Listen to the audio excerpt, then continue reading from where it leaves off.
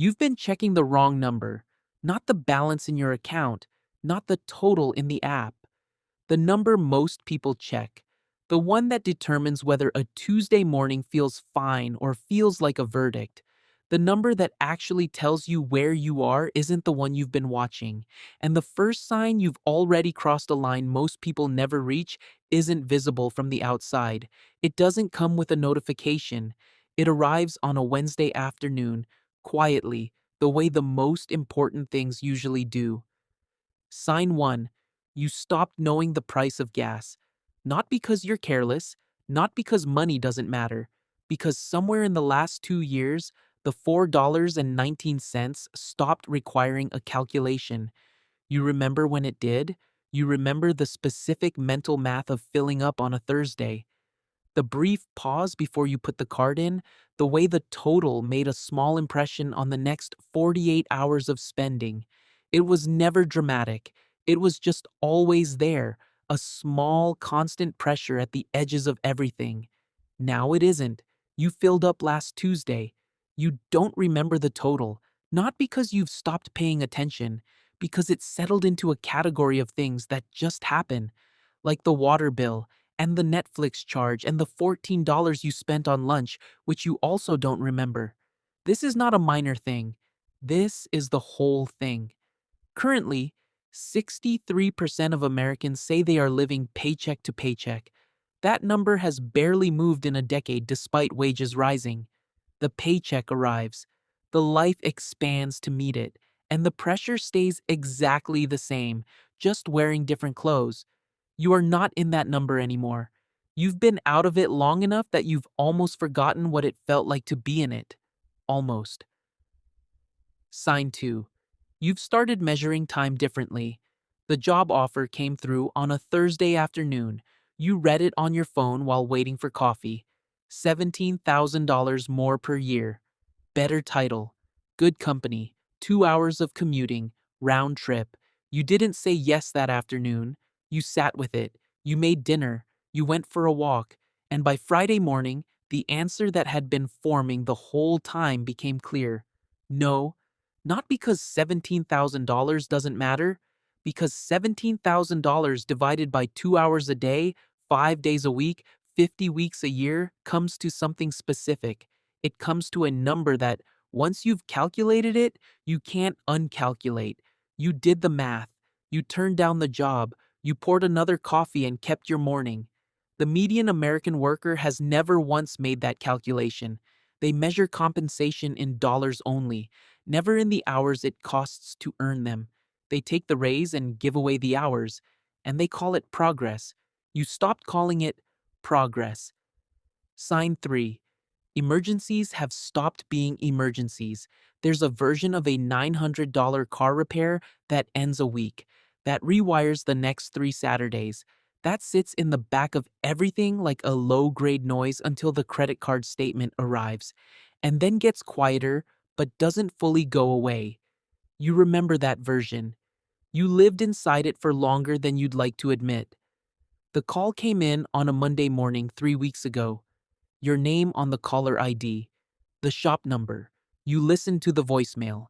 $860, rotors and pads and labor. You texted back that you'd pick it up by 5. That was the whole moment. No restructuring, no mental juggling, no quiet arithmetic that follows you into the afternoon. A problem arrived, had a number, and the number was in the account designated for exactly this. You paid it, you drove home, you made dinner. The $860 did not come up again. Not once. Not even as a fleeting thought. Not even when the statement closed that month. This is what financial margin actually purchases. Not luxury, not options, not even security in any abstract sense. It purchases the specific, underrated, almost impossible to explain relief of a Monday that stays a Monday. Your coworker Sarah got a similar call last week. Transmission, $1,200. She's still figuring out which card has room, still feeling it 3 Tuesdays later. You listened, you didn't say what you were thinking. What you were thinking is that the difference between her week and yours isn't luck. It's the account. the one you funded slowly, quietly, over 22 months of automatic transfers nobody congratulated you for. Sign 4. You've started buying back hours you used to sell cheap. You pay someone to clean your apartment. $110 every other week. Your coworker Marcus calls it wasteful. He does his own on Sunday mornings. He mentions it the way people mention things they want acknowledged as wise. You don't argue. You just know what you do on Sunday mornings, and you know what it produces. Not laziness, not indulgence. 3 hours of uninterrupted time that you have learned, slowly and with practice, to treat as a financial asset rather than empty space to fill. You used to fill it with the cleaning. Before that, with errands.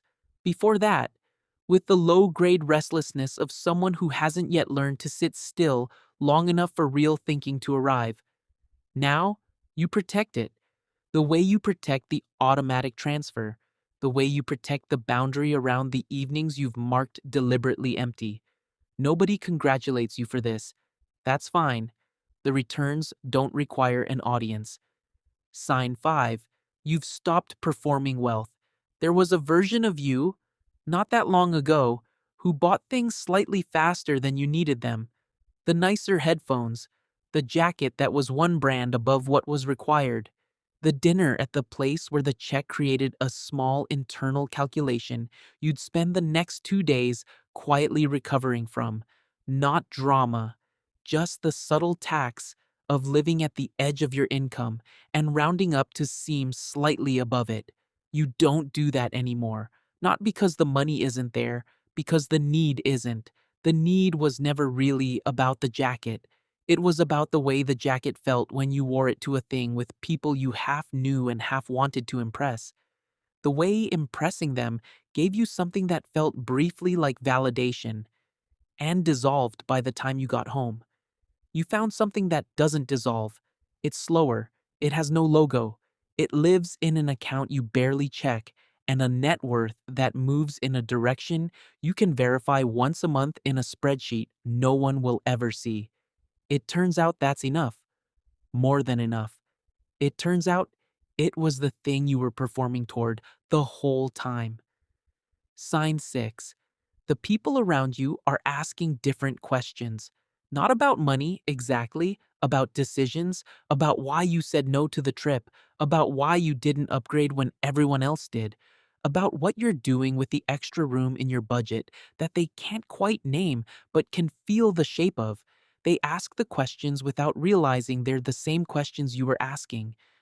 Silently, 2 years before them. You answer honestly, without condescension. You tell them about the gap. You tell them about the automatic transfer. You tell them about the Sunday mornings and the $110 and the job offer you turned down.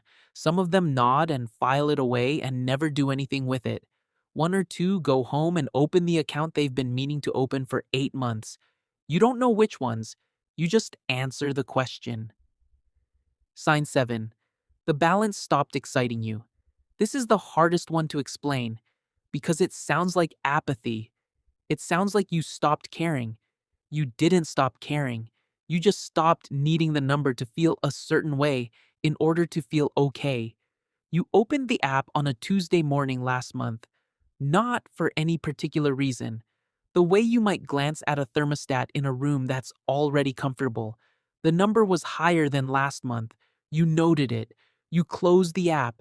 You made breakfast. There was no rush, no flush of relief, no impulse to tell someone. Just the quiet, unremarkable, deeply ordinary sensation of things being in order. People spend entire decades chasing that feeling. They assume it arrives with a specific number, a comma in a certain place, a balance that finally makes Tuesday mornings feel fine without checking it first. It doesn't arrive with the number. It arrives when the number stops mattering the way it used to, when the machine has been running long enough, quietly enough, automatically enough, that you can go a full week without thinking about it, and then open the app on a Tuesday and find exactly what you expected. More than last month, pointing in the right direction, doing the thing you set it up to do. That's the whole sign, not the number, the fact that it doesn't scare you anymore, the fact that Tuesday is just Tuesday. And if you're watching this, running the list in your head, recognizing yourself in 2 or 3 of these moments, you're already further along than you think. The building is happening, quietly, in the background, without ceremony. Nobody is going to mark this moment for you.